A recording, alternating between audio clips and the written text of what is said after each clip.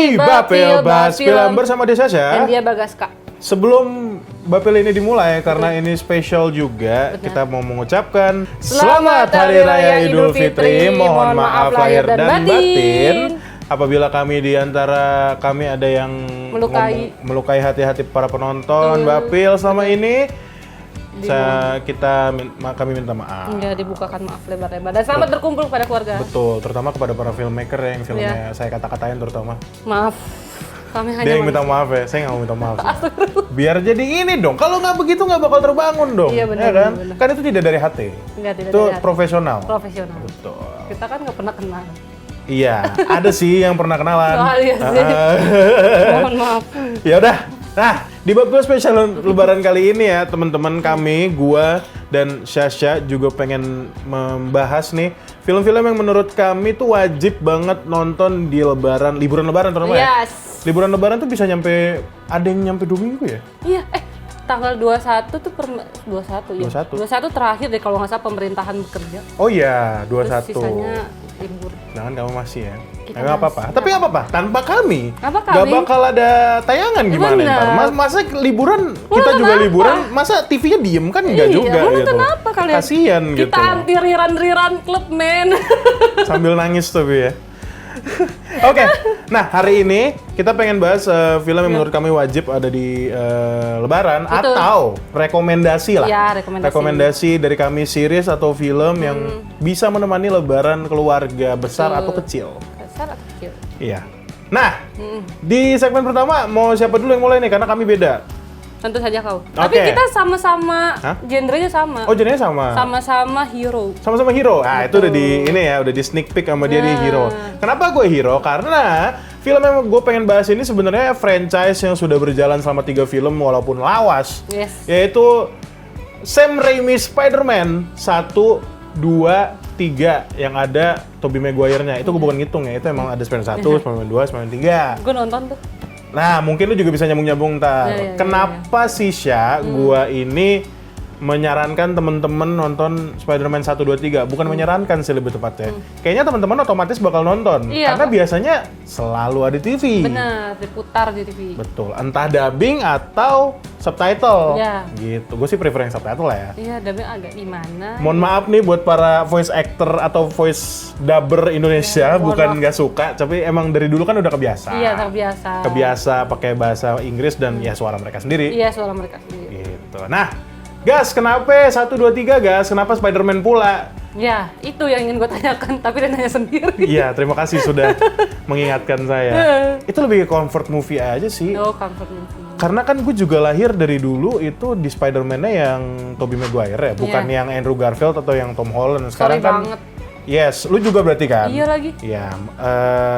Terasa aneh ya? Lu awal-awal terasa aneh nggak sih pas Spider-Man yang bermain tuh beda? Jujur pas Andrew Garfield, iya, itu kan gue juga nonton di bioskop soalnya Amazing Spider-Man 1 tuh gue nonton bioskop. Gue juga ngerasa kayak apa sih? Iya, dan beda lagi treatmentnya, lebih dark gitu kan. Iya. Apalagi yang Tom Holland nih yang di Marvel sekarang, gue makin muda, udah gitu aktornya tuh orang Inggris. Andrew Garfield juga Inggris nih. Iya nggak sih? Ya pokoknya Tom Holland tuh orang Inggris, jadi agak-agak gimana walaupun dia berusaha untuk aksen US ya. Ya, tapi tetap aja kan kebawa aksen aslinya. Iya, dan gue juga masih kebawa di Tobey Maguire lah. Iya, karena udah membekas banget ya. Membekas di hati. Iya, benar. Nah, kenapa membekas adalah bukan semena-mena cuma nostalgia lu Gas gitu. Enggak. Lu kalau lihat penulisan 1, 2, 3 nih di Spider-Man 1, 2, 3 itu bagus banget. Gue tuh sampai detik ini belum menemukan lagi film superhero yang ada momen apa sebutannya, momen istirahat. Maksudnya gimana ya? Maksudnya kalau sekarang kan film superhero tuh blar action, keren-kerenan, CGI di mana-mana. Udah gitu CGI juga nggak bagus-bagus amat gitu. Ya. Jadi mengingatkan satu film. Apa tuh? Nggak apa-apa. Oke, nanti aja. Atau nggak usah malah. Kita habis lebaran. Betul. Sedangkan di film Spider-Man 2 sih terutama. Jadi favorit kan ada 3 ya. Favorit gue tuh gue paling suka yang kedua. Mungkin gue bakal menitik beratkan di film kedua yang dimana yang main di situ si Dr. Octopus sih, gue lupa nama aktornya siapa. Tapi pokoknya dia jadi Dr. Octopus di situ, Octavius ya. Semuanya tuh dapet. Oke, secara general dulu lah 1, 2, 3. Kenapa gue suka ya penulisan tadi kan gue bilang. Superhero-nya dapet, tapi juga secara waktu istirahat Spider-Man, superhero itu dapet. Kayak ada momen keluarga, misalnya si Peter Parker sama bibinya, sama pamannya, sama si Mary Jane sebagai pacarnya yang problematik itu, dan temennya si Norman Osborn, Norman Osborn si Green Goblin, anaknya siapa? Ya pokoknya anaknya lah, kok gue lupa tiba-tiba. Tapi intinya, gue suka banget sama momen keluarganya. Tapi juga kalau misalnya gue ngelihat dari sisi actionnya juga, itu tuh, apalagi kan itu kan produksian tahun 2001, 2002. Oh, iya. 2001, 2002. Sorry, gue kebiasaan soalnya. 2021, 2002, itu kan teknologi belum sekarang dong. Benar. Mau dari CGI, itu sih waktu itu jadi revolusioner. Ya, makanya sangat membekas ya. Ya, revolusioner untuk film superhero sampai detik nih. Iya, benar. Gitu loh. CGI-nya kan dulu orang-orang belum bagus lah. Iya, belum bagus. Tapi pas si Spider-Man ini keluar, senyata itu. iya, orang-orang kan pada terlena gitu loh. Iya, Apalagi ya mata orang remaja dan dewasa 2002 tuh gimana sih? Iya, Gue nggak ngalamin sih karena gue baru 2 tahun waktu itu kan. Gitu loh ya, akhirnya dan gue juga kena di gue dari penulisan sih sebenarnya. Iya. Kita tuh dilihatkan di sini yang seorang Peter Parker yang kehilangan pamannya, terutama di Spider-Man 2 ya, kehilangan pamannya, kehilangan pacarnya, kehilangan temennya sendiri. Iya, betul. Tapi tetap bisa standing strong as himself. Yes. Ya walaupun di Spider-Man dia kehilangan kekuatannya sih, gitu. Tapi kan maksud gue itulah.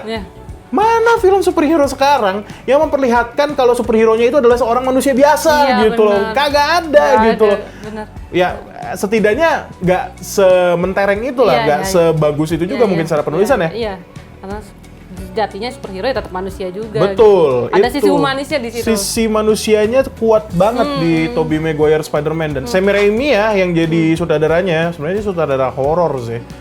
Dia sempet, ada lah, gue lupa judul filmnya apa gitu loh. Ya, paling itu dulu kali ya yang bisa gue review untuk Spider-Man 1, 2, 3. Bahas di segmen 2. Mungkin abis itu segmen 2, abis itu bisa ke film lu. Betul. Kalau gitu jangan kemana-mana, tetap di Bapil Bahas Film. Film. Ya kan gini.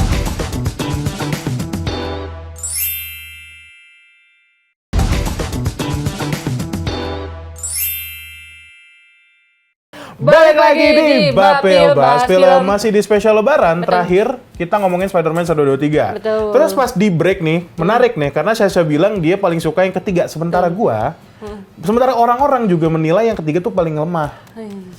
Nah itu mungkin, gue tahu banget alasannya karena mungkin ikonik ya dengan yang lu bilang tadi, jadi warna hitam karena simbiot dan dengan polemnya itu dan joget-jogetnya itu memang jadi scene bercandaan sampai sekarang. Orang-orang pada suka sebenarnya karena ikonik. Tapi secara penulisan maksa karena di Spider-Man 3 tuh musuh lu ada 3 coy. Green Goblin, anaknya si Norman, gue lupa namanya siapa sih? Pokoknya Green Goblin. Lupa gue. Kacau emang. Pokoknya anaknya jadi jahat. Iya benar. Yang terus, tadinya sahabatnya kan. Iya. Udah gitu kan jahatnya juga ngeselin karena kalau secara nggak langsung kan selingkuhin si Peter Parker. Iya. Gitu loh, dan Mary Jane yang nggak punya pendirian itu. Terus Sandman. Ini Sandman yang juga di situ. Padahal ini banget loh, maksudnya dia tuh untuk anaknya. Iya. Anaknya kalau nggak salah ya. Gue lupa. Pokoknya ada penyakit ya. Semacam itulah. Pokoknya dia membiayai anaknya lah.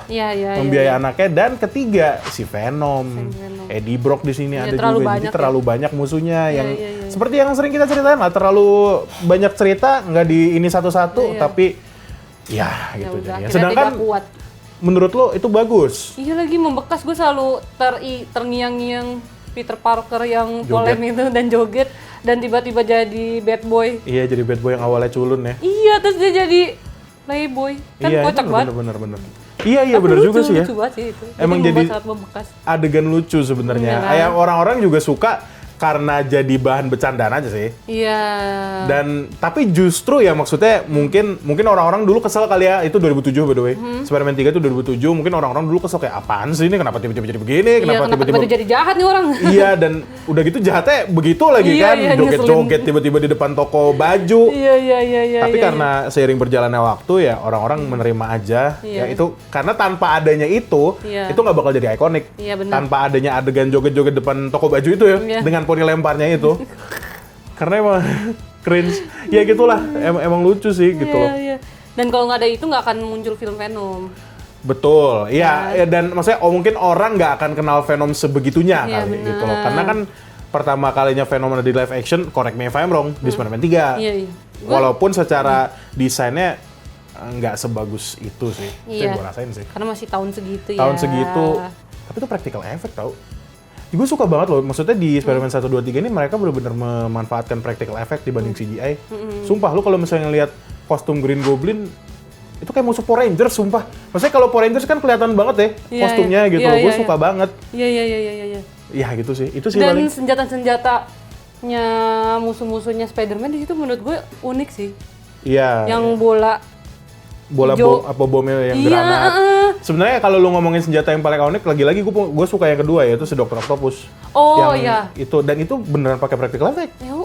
Kalau yang sekarang kan CGI. Kalau dulu tuh ada orang puppet gitu loh, orang yang begini-gini. Iya. Wow. Gitu loh. Jadi sangat terlihat real dan juga bisa masuk ke logika dan hati kali ya gitu. Jadi ikonik. Di cerita yang kedua juga ikoniknya karena si Dr. Octopus itu akhirnya jadi baik kan terakhir Iya, karena memang dia orang baik. Iya sih, gitu loh. karena dipengaruhi sama si chip yang ada di belakang ini. Iya, inget lu. Iya.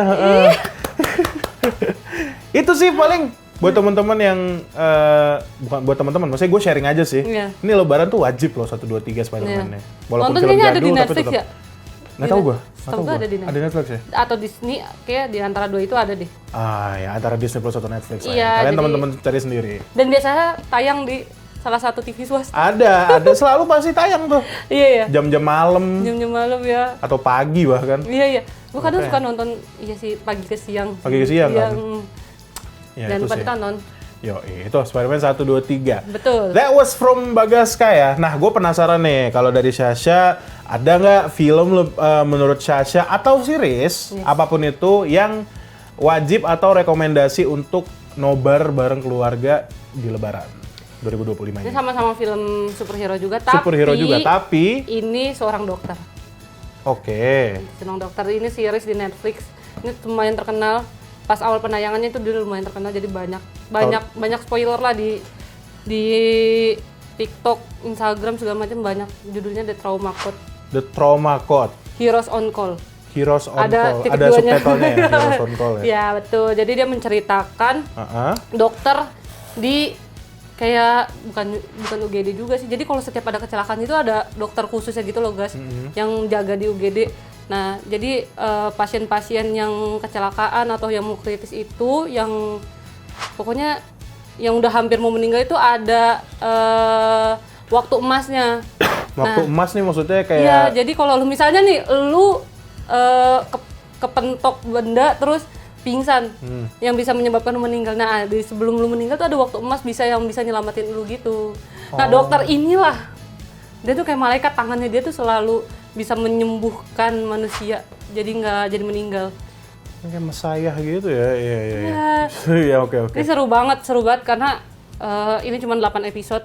Biasanya tuh drama Korea tuh bisa 12-16 episode. Satu episode berapa menit? Sejam? Sejam lebih, hampir 2 jam sih. Oke. Sejam 40 sekian lah.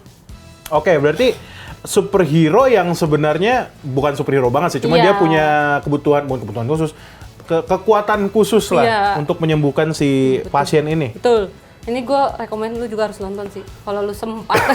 Iya, agak lama sih, 8 jam 1 jam tuh. 8 menit, Tapi nggak berasa, 1 jam. sumpah nggak berasa Karena di drama Korea tuh kebiasaannya adalah selalu banyak bumbu dramanya, namanya drama ya. Oh iya, drama Korea. Tapi di sini enggak, lebih banyak scientist-nya. Lebih banyak scientist, lebih banyak kayak actionnya. Actionnya ada juga? Actionnya bukan yang kayak berantem-berantem gitu. Cuman kayak ke helikopter terus turun ke gunung, terus lu nyelamatin orang jatuh ke gunung terus kepalanya dibor. Itu seru banget, coy. Itu seru banget, coy. Terus dia ini kan berangkat dari dokter gawat darurat waktu di perang-perangan gitu lah, guys. World War gitu. Iya, jadi ada adegan tim medis. Tim medis. Jadi si karakter utama ini. Iya, jadi ada banyak adegan-adegan dia tembak-tembakan segala macam lah. Seru banget kan? Iya. Berarti kayak ada semacam flashback kayak gitu dong? Iya, ada semacam flashbacknya. Gitu. Oke. Sebelum lanjut, gue juga pengen nanya tentang plot dan juga karakternya kali ya, tentang dari film apa, Trauma Code ya? Iya, Trauma Code. Oke, tapi kita harus break dulu karena gue juga agak seret nih puasa nih. Kita syuting masih puasa by the way. Ya udah, kalau gitu jangan kemana-mana, tetap di Bapel Bahas Film.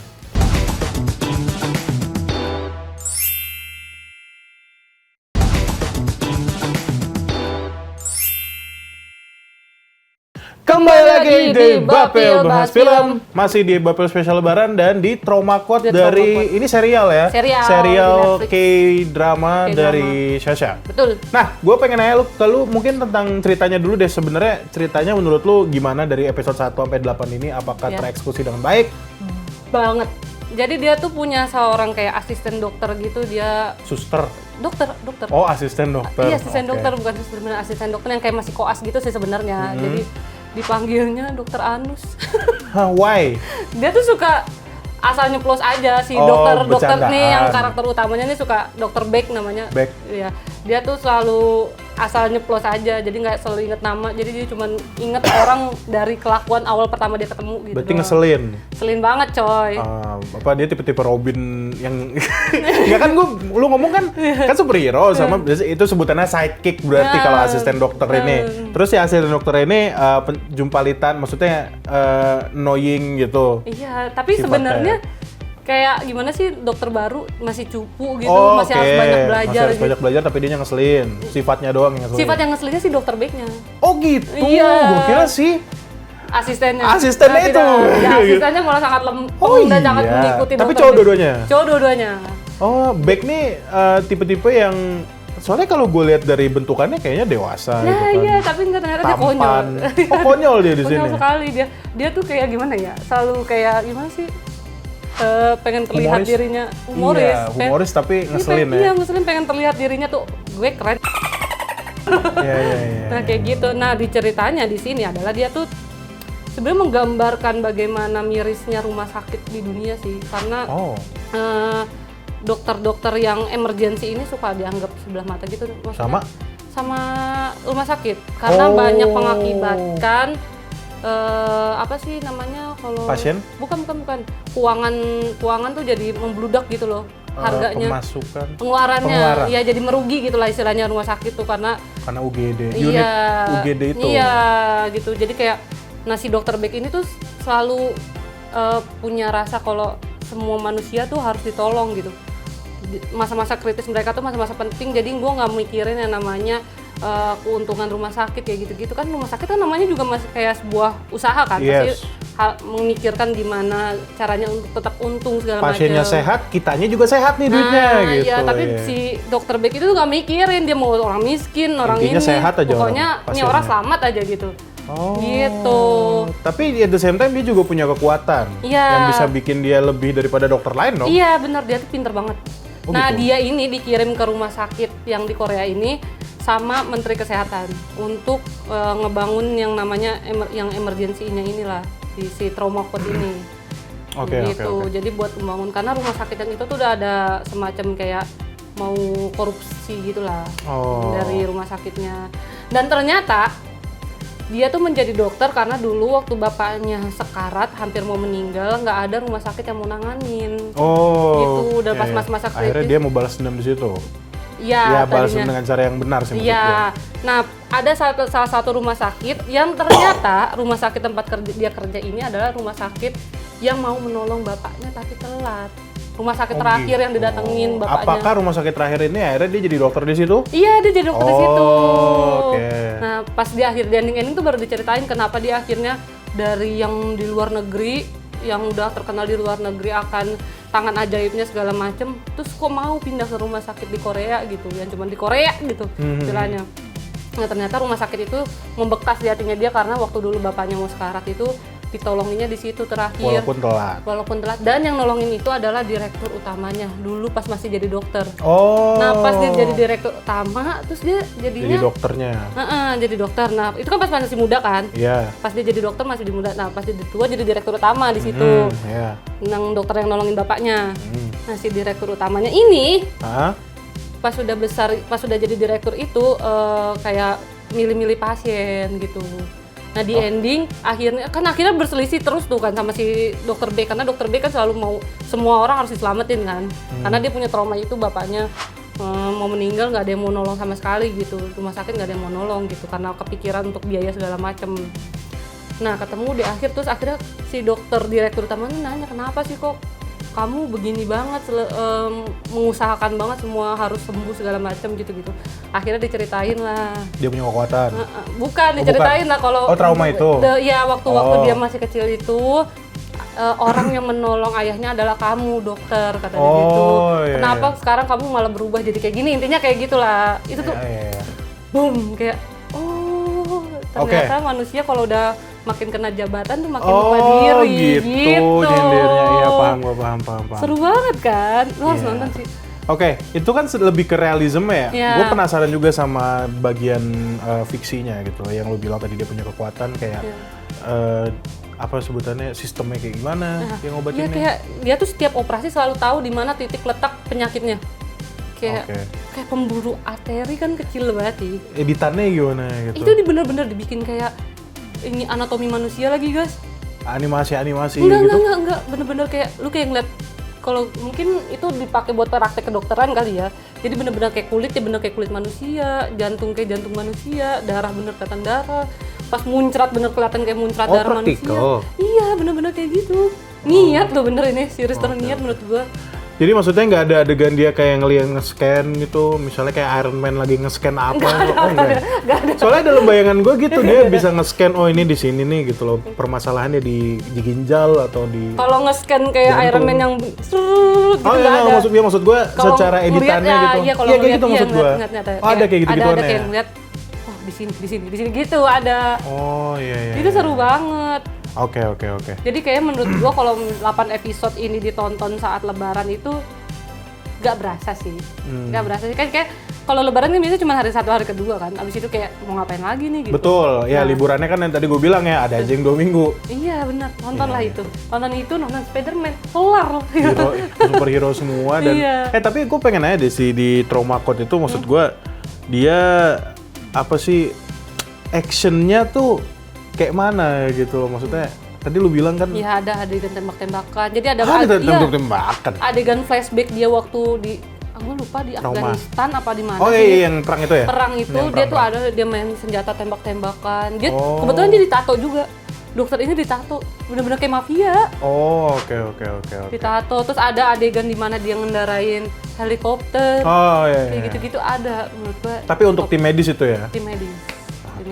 Well, paling itu kali ya yang bisa kami share untuk lebaran ini. Iya benar. 2 referensi, bukan 2 sih, Spider-Man 1, 3 berarti. Ya 4 film dan series untuk teman-teman tonton. Kalau teman-teman nonton apa di lebaran, kita ngobrol lah di komentar di bawah.